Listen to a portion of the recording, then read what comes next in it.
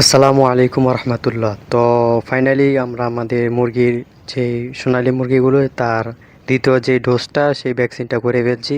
তো মূলত মুরগি পালন করতে গেলে সর্বপ্রথম যা মাথায় আসে তাই হচ্ছে গিয়ে ভ্যাকসিন। ভ্যাকসিন ছাড়া কোনো কাজই, কোনো জিনিসই আপনি, পোলট্রি বা যে কোনো জিনিস আপনি করতে পারবেন না। ভ্যাকসিন মূলত হচ্ছে দেয় কারণ যাতে এগুলো রোগ প্রতিরোধ ক্ষমতা বাড়তে পারে। আর আপনারা যারা নাকি মুরগি পালন করেন এবং পোলট্রি ফার্মে যুক্ত আছেন তারা অবশ্যই জানেন ভ্যাকসিন যে কতটা গুরুত্বপূর্ণ। তো আজকে মূলত আমি যে ভ্যাকসিনটা দিচ্ছি তা হচ্ছে গিয়ে দ্বিতীয় ডোজ, গাম্বুরা ভ্যাকসিন দ্বিতীয় ডোজ। তো এখানে আমার মূলত 400 পিস বাচ্চা আছে, তার থেকে কিছু বাচ্চা সম্ভব মারা গেছে আর কিছু না সম্ভব 4-5টার মতো। আর আলহামদুলিল্লাহ এখন সবগুলো বাচ্চাই ঠিক আছে। তো সর্বপ্রথমে আমরা পানি নিয়েছি, পানি নেওয়ার পর ভ্যাকসিনটা ভালোভাবে গুলিয়ে নেওয়ার পর এখন ভালোভাবে জাগিয়ে যাতে ভ্যাকসিনটা ভালোভাবে মিশে যায় পানির সাথে। তো ভ্যাকসিন দেওয়ার পূর্বেই আমি পানিগুলো সরিয়ে নিয়েছিলাম। 2-3 ঘন্টার মতো হবে। তো মুরগির যে খাবার পানির পটগুলো তা ভালো করে পরিষ্কার করে এখন মুরগিগুলোকে ভ্যাকসিন দেওয়ার জন্য তা তৈরি করে নিচ্ছি।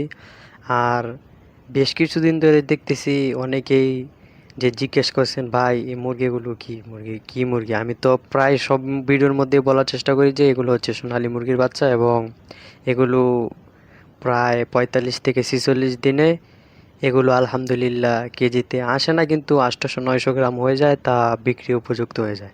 তো সোনালী মুরগি বেশি বড় না হতেই বিক্রি করে দেওয়া হয়। তো ফার্স্টে আমরা পানিগুলো দিয়ে দিচ্ছি, তারপর খাবার দেব। 2-3 দিনের ভিতরে ইনশাল্লাহ মুরগিগুলোকে বড় করে উঠে ফেলবো। এখন মূলত আমাদের মুরগির বাচ্চাগুলোর ব্রডিং করে থাকি।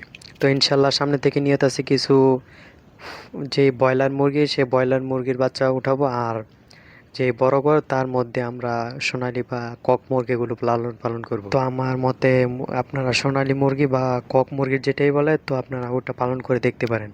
তো আলহামদুলিল্লাহ আমি 2 বেচ পালন করে দেখেছি, এর থেকে সুন্দর অনেক ভালো একটা প্রফিট আসে। তো আপনারা চাইলে পালন করে দেখতে পারেন। তো ভ্যাকসিনগুলো খাওয়া শেষ, এখন মুরগিগুলোকে খাবার দিয়ে দিব। তো এখন দেখছি বস্তার মধ্যে খাবার শেষ হয়ে গেছে, তো অন্য একটি তো এটা মূলত হচ্ছে গিয়ে খাবারটা 71-এর যে সোনালি স্টার্টার সেই খাবারটা।